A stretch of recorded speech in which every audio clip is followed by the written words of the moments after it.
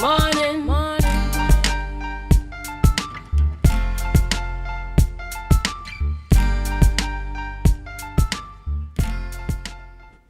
Welcome back to the morning show here on Tobago Updates Television, and thank you so much for staying with us. We begin conversations this morning in studio by speaking with Inspector Dexter Miller of the T.T.P.S. Of course, you know when the T.T.P.S. is here, we have to get our usual crime updates. Good morning and welcome. Good morning and thank you, Adanna. Again, the T.T.P.S. thanks you all for having us and partnering with us. Crime update. For the past week, we have had one arrest of a murder suspect. Somebody was wanted in Trinidad in the Tobago space. We continue to see break-ins happening, and when you look at the facts of the situations, we continue to encourage persons to secure basic stuff in the yard, tool shed, do minor security work that they can do as a person in public space that they are not employing. Simple investment in cameras may be an option too, but we continue to see persons leaving stuff lying about, making themselves vulnerable targets that can be pounced on, and creating that atmosphere for crime to exist. But we continue to send out our patrols, speak to residents, do our walkabouts, and do interventions that can prevent some of these actions. But we need the public to understand that they have a part to play in assisting us. There's also an increase in reports of electronic crime, the scamming of persons paying for items on sites and not being able to receive items. When you go to these sites, some of them are shut down, you can't find them. And it's a lengthy process with these investigations, and we're asking for persons or victims to be patient with us whilst we treat with it. Try to do reviews on your sites. Look at legitimate sites. Persons are paying for hotels online, and when you do come to Tobago, it's non-existent. So we are employing persons to do a bit more due diligence in their checking and in their looking on these sites for places. We also see that an increase in wounding for the past week. For some reasons, persons are not choosing dialogue or non-aggressive type of solutions in their situations, neighbors, friends. That is something we're trying to also educate persons on, that they can have dialogue, try to minimize or mitigate the aggressive type of response in meeting with solutions to social or interpersonal issues that may come up. So the long weekend was relatively quiet. The police was out in their numbers, patrolling the beaches, the hotels, the guest houses, paying attention to the airports, persons and the seaports, persons coming and going. So we continue to be relentless in our efforts out there. You know, our viewers are very, very curious and interested to find out about over the past couple of weeks, and it could probably extend into a month, I think, or so, or just over a month or two. We saw two, at least in the Tobago space, altercations where civilians were shot and killed by police officers. Can you give us any updates in terms of what is transpiring so far where that is concerned? Well, as we know, those matters are under investigation. Because of the gravity nature of these matters, the investigations has to be thorough. There's a process that must be endured in pursuant of these investigations. So they are currently ongoing. I'm sure the Assistant Commissioner of Police Tobago, Mr. Tobago, and the Senior Superintendent, Mr. Eli, are actively involved in these investigations to the point of receiving information so that it can be passed. The DPP will also be engaged in these matters eventually for final adjudication. So they are ongoing at this time, so we don't want to prejudice any type of information that may. While the investigations are ongoing, are the officers on active duty? What is their status? These officers are still on active duty.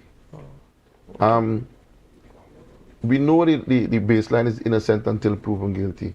The investigation does not necessarily mean that the officer not being sent on leave or any type of suspension is a prejudice to the investigation.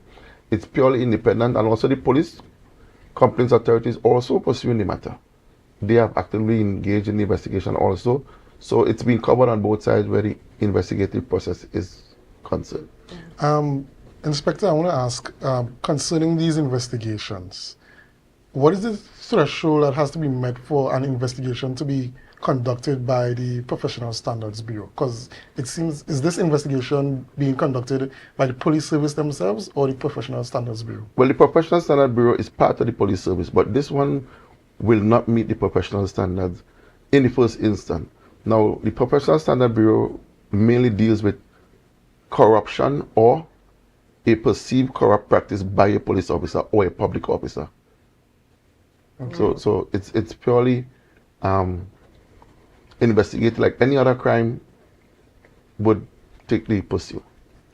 You know, in terms of, and it's something we constantly talk about, especially when we're talking to T.T.P.S, in terms of ensuring public trust and confidence in the T.T.P.S, you know, and that is something that has to be an ongoing sort of initiative and campaign and relationship, because sometimes when we feel as if we're getting somewhere, then we see something might happen, and it will again kind of shake the confidence. And so what is the T.T.P.S doing, or what is the position right now in terms of ensuring that the relationship between the T.T.P.S and the public, the communities, the man on the street, remains a confident one where we can have that measure of security and feel confident that, hey, I mean, this is an isolated incident and the T.T.P.S really is working for the people. How do you mitigate that situation? Well, we continue to give reassurances in our operations, in our programs, in our commitments. An incident has happened. There's a process. It's not the first. It's unfortunate lives were lost in the situations, but we continue to give the public that assurance that even the very fact that it's being investigated should tell you that, listen, it is not something that's going to be just set aside or downplayed. We are pursuing it like any other investigation, and if at the end the DPP makes a decision, that decision will be followed to the letter. Inspector, there's a concern with the public that there's a perceived bias amongst members of the public concerning these investigations because the officers are still actively on duty. Could you just give us some sort of education on what requirements need to be met for an officer to be suspended while an investigation is being carried out on their actions? Based on the facts of the matter, if the commissioner of police or the situation is one where the officer or officers involved may perceive to get involved in the inquiry or jeopardize the investigation, or maybe in a position to interrupt or interfere, the commissioner of police may see it fit to issue specific directions in relation to those officers. Okay. All right. Well, we just have to see how it goes and transpires. I know that the public is waiting to see the outcome of the investigation in those, especially those specific two matters that took place here on the island of Tobago. But I want to switch gears a little bit. I want to go back to something you said earlier when we were talking about the increase in break-ins and people securing their property. It's very unfortunate that the average public, law-abiding citizens, have to invest in securing their properties against persons who are hell-bent on being mischievous. Imagine a man working hard, long, hard hours to put food on his table and to buy nice things because you work and you deserve something nice, and you bring it home and you rest it down on your property. This is yours. You pay for it. You have your deed. You have everything. This is yours. You rest it in your place, and you still have to build a fence, buy cameras, install this, install that. You have to work harder to get the cameras. No. Because a man on the road looking inside your yard and find that looking nice and I want it. And it's very, we're living in a place now that is so very scary and uncomfortable. And it is very difficult. Sometimes you feel as if you want to do everything in secret and in privacy. And I don't know what kind of society that is, or what kind of social interactions you can now have living exclusive to yourself, because it's very, very difficult. And in terms of the police now coming together in communities and ensuring that the awareness is there, what kind of initiatives are being taken on by the T.T.P.S to ensure that people really kind of feel safe and they don't feel like if I had to buy 10,000 cameras and put around my house to ensure that nobody walk in my yard? Well, ma'am, we continue to educate. There are walkabouts, there are personal engagement house to house in every district. Community engagement is one of our pillars of our strategic plan. And with that engagement, we continue to advocate we keep town meetings, we hear from the public, we listen to their concerns. Based on what is said, we tailor our strategies to suit. Now, each area has its own unique type of diaspora that we would treat with. So the engagement is broken down in accordance with what area it is and where it is and what is happening in the area at the point in time. But there's a general base that we have to engage every community. We do the walkabouts, we do the sensitizations, we speak to the public. We even on patrols encourage officers to stop and engage persons when you see a potential situation that they may not be aware of. So it's not for want of trying, but we also need the public to understand that, listen, rightfully the police cannot be there 24 hours a day.